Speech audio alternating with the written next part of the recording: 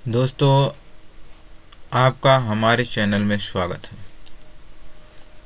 तो चलिए आज साइंस लेवल 2 यूपी टेट की कुछ प्रश्नों को देखते हैं। पहला क्वेश्चन दिया गया है, चुंबक द्वारा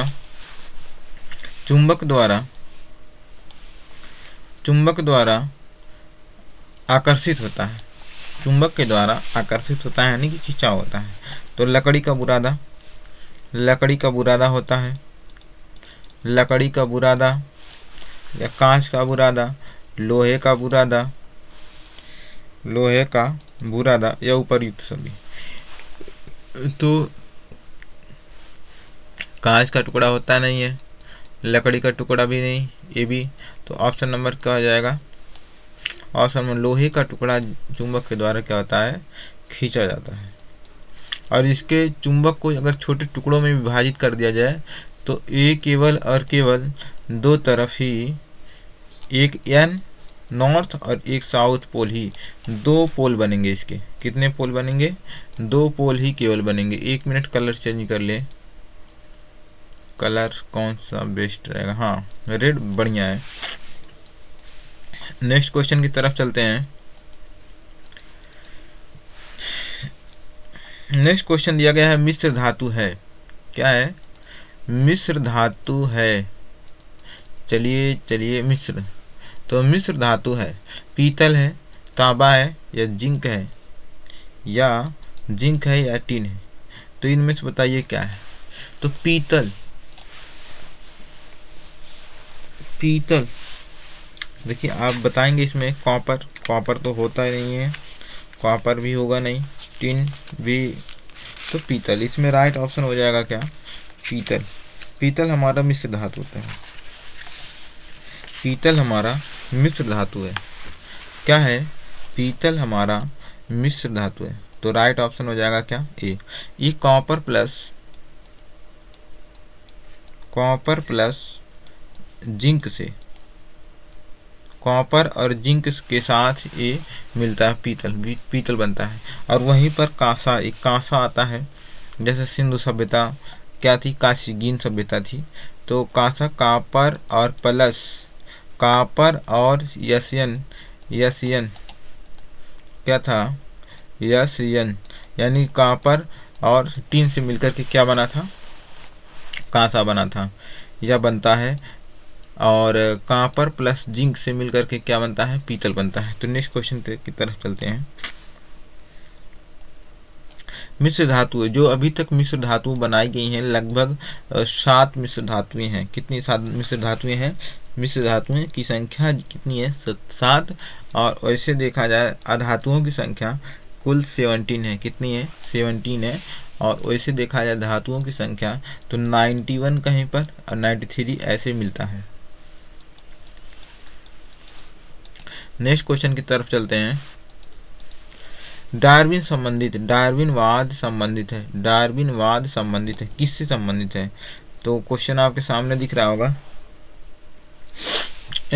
उपार्जित लक्षणों की वंशांगत से संबंधित है, अंगों का उपयोग व अनुप्रयोग से संबंधित है, जीवों के आकार में वृद्धि की प्रवृत्ति की है, या युगतम उत्तरजीविता। तो बढ़िया, सबसे बेस्ट और ऑप्शन मिलेगा, उत्तर हो सकता है युगतम की उत्तरजीविता। अगर किसी चीज़ की युगतम यानी उसको किसी परिस्थिति में अनुकूल रहने की प्रवृत्ति कितनी है, वो कितनी योग्य है, इस पर डिपेंड करता है। तो ऑप्शन नंबर क्या हो जाएगा? डी, योग्यतम की उत्तरजीविता। नेक्स्ट क्वेश्चन, रक्त के थक्के बनने की प्रक्रिया धीमी हो जाती है। रक्त का थक्का उसमें बनना क्या हो जाता है? धीमी हो जाती है। तो देखिए, थैलेसीमिया में इसमें जो आरबीसी होता है,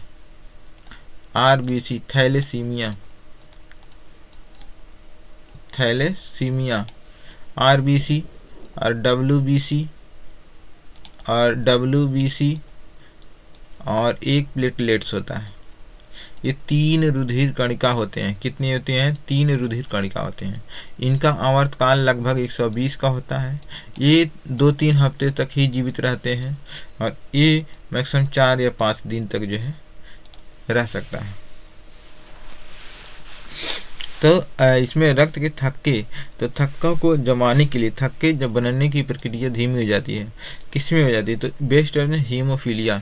और हीमोफीलिया लगभग 17 अप्रैल को क्या किया जाता है इसमें आपको बता दें, एनीमिया। एनीमिया किसके कारण से होता है? पहले देखते हैं एनीमिया। एनीमिया किसके कारण से होता है? तो एनीमिया जो होता है या मैक्सिमम इसमें आयरन की कमी हो जाती है। आयरन की कमी के कारण क्या होता है? एनीमिया हो सकता है। एनीमिया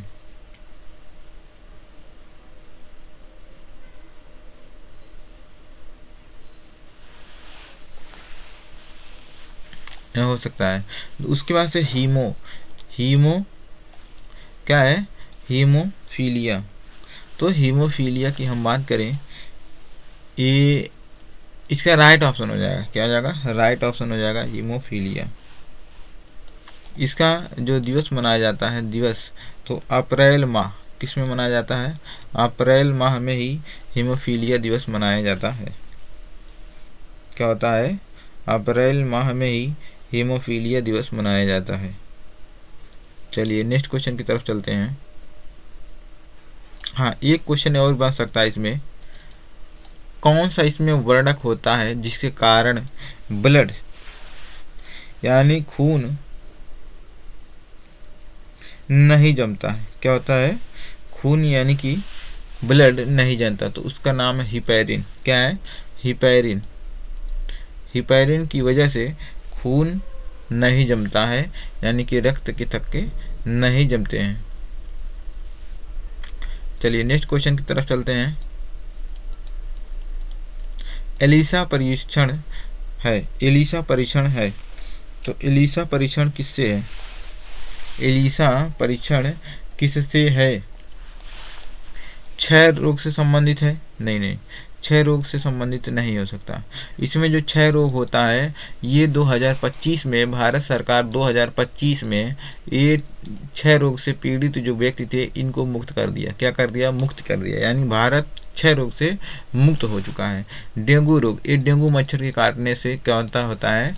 इसमें डेंगू होता है, डेंगू ज्वर होता है डेंगू मच्छर के कारण। टीबी क्या है? क्षय रोग, टीबी दोनों ये एकल हो सकते हैं। और इसमें परीक्षण की बात पूछा है तो एड्स क्या हो जाएगा? इसमें राइट ऑप्शन हो जाएगा एड्स। और इसमें एड्स AIDS इसी को इसमें एक्योर्ड इम्यूनोडेफिशिएंसी सिंड्रोम, इसका फुल फॉर्म है एक्योर्ड इम्यूनोडेफिशिएंसी सिंड्रोम। ये होता है HIV। इसमें जो वायरस होते हैं HIV वायरस होते हैं। कौन सा होता है? HIV virus, human immuno virus, human immuno virus. एक चीज़ और यहाँ जानकारी और लेते चलें कि बैक्टीरिया और वायरस में सबसे बड़ा कौन होता है? तो इसमें बैक्टीरिया क्या होता है? बैक्टीरिया बड़ा होता है और वायरस क्या होता है? छोटा होता है। बैक्टीरिया बड़ा और वायरस छोटा। अगर यहीं पर कवक की बात कर लें, किसी फंगस की बात कर लें और प्रोटोजोआ की बात कर लें, तो इन दोनों में कौन सा बड़ा होता है? तो कवक छोटा होता है, प्रोटोजोआ बड़ा होता है। यूँ क्रम देखा जाए तो फोर्थ क्रम में सबसे छोटा वायरस, उसके बाद से थोड़ा बड़ा बैक्टीरिया, उससे बड़ा फंगस, उसके बड़ा सबसे बड़ा प्रोटोजोआ होता है। क्या होता है? सबसे बड़ा प्रोटोजोआ होता है। चलिए नेक्स्ट क्वेश्चन की तरफ चलते हैं। आपके सामने एक और प्रश्न दिख रहा होगा, स्कर्वी रोग की पहचान है। स्कर्वी रोग का पहचान क्या है? मसूड़ों से रक्त का स्राव होना। मसूड़ों से रक्त का स्राव होना। क्या? मसूड़ों से रक्त का स्राव होना, हाथ का फूलना, रुधिर का छींड़ता या कोई नहीं। तो इसमें राइट ऑप्शन हो जाएगा मसूड़ों से रक्त का स्राव। ये किस विटामिन की कमी से होता है? तो विटामिन सी। क्या होता है? Vitamin C. विटामिन सी की कमी से ये क्या होता है? रोग हो जाता है। इस विटामिन सी का जो रासायनिक नाम है एस्कॉर्बिक एसिड है। क्या है? Ascorbic acid. क्या है? एस्कॉर्बिक एसिड इसका नाम है। और ये आयरन के शोषण में क्या करता है, ये आयरन के शोषण में बहुत ही महत्वपूर्ण भूमिका भी निभाता है आर्गन से। इसका खोज जो है ये वैज्ञानिक फंक ने किए थे। कौन किए थे? एक नाविक थे वैज्ञानिक है जिनका नाम था फंक था, उन्होंने विटामिन सी का खोज किए थे। तो चलिए नेक्स्ट क्वेश्चन की तरफ चलते हैं। कैलेमाइन का रासायनिक सूत्र है, क्या है? कैलेमाइन का रासायनिक सूत्र है। बहुत ही प्यारा सा क्वेश्चन दिया गया है इसमें। तो जिंक सल्फाइड का है? नहीं, जिंक सल्फाइड का नहीं है। जिंक ऑक्साइड का है? नहीं है। और जिंक कार्बोनेट कार्बन डाइऑक्साइड का है? नहीं, इसमें भी इसका भी नहीं है। तो जी यहाँ पर Fe2O3 इसका भी नहीं है। तो यहाँ पर इसका है जिंक का ZnCO3 यहाँ पर दिया ही नहीं है। जिंक कार्बोनेट का, किसका है? जिंक कार्बोनेट का। कैलेमाइन किसका है? जिंक कार्बोनेट का है, यानी इसका रासायनिक सूत्र है, इसका रासायनिक सूत्र है तो जिंक कार्बोनेट है। राइट ऑप्शन हो जाएगा यहाँ पर, या तो इसको हम ऐसे 3 कर दें। चलिए नेक्स्ट क्वेश्चन की तरफ चलते हैं। आरबीसी की जीवन की अवधि कम हो जाती है। चलिए बहुत प्यारा सा नेक्स्ट क्वेश्चन में हम बताए थे आरबीसी की जीवन अवधि कम हो जाती है। एनीमिया रोग में, थैलेसीमिया में, हीमोफीलिया में। अब भी बताइए, या फाइलेरिया में? फाइलेरिया।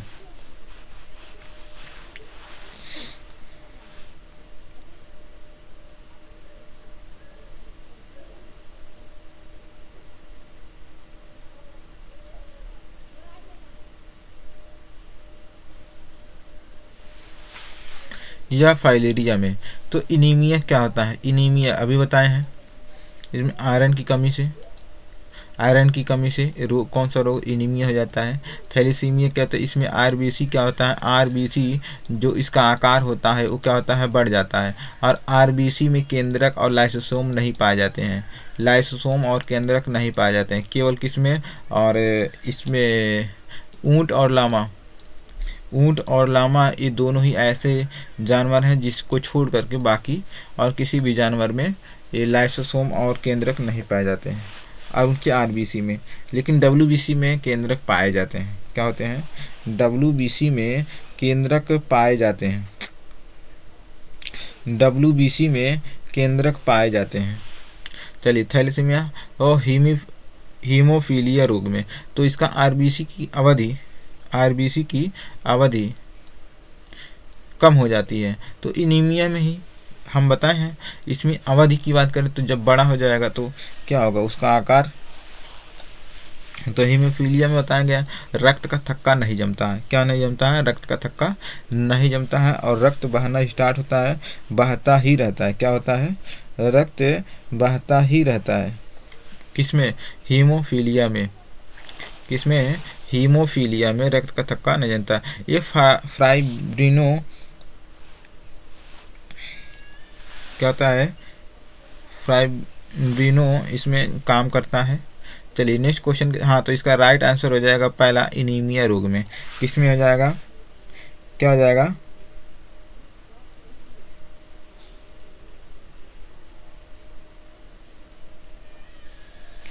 इसमें इनीमिया रोग में। किसमें? इनीमिया रोग में।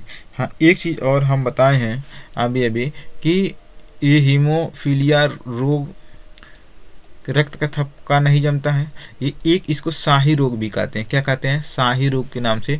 या विक्टोरिया, ये महारानी विक्टोरिया को भी ये रोग क्या हो गया था। दूसरे नंबर पे हम बताए हैं कि अप्रैल महीने में क्या होता है? ये दिवस मनाया जाता है। कब मनाया जाता है? 17 अप्रैल को। कब मनाया जाता है?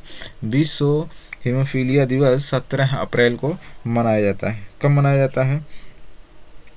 17 अप्रैल को मनाया जाता है।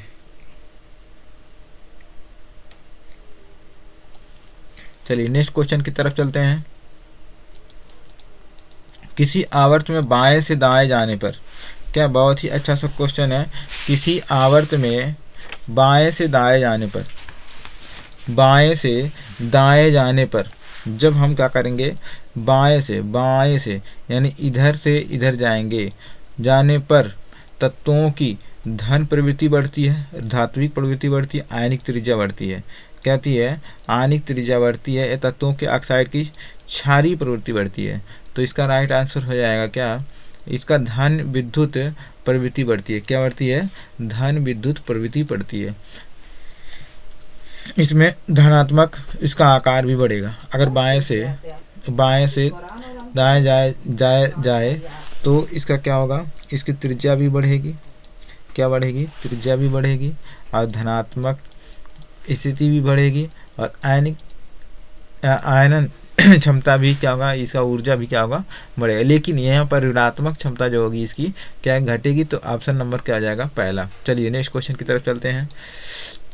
लयमार्क का आधार है, लयमार्क का आधार है, लयमार्क का आधार है। क्या आधार है, जाति उद्भवन का है या जनसंख्या गतिकी है, जनसंख्या गतिकी है, जनसंख्या गतिकी है या उपार्जित लक्षणों की वंशांगति। क्या है, वंशांगति, वंशांगति।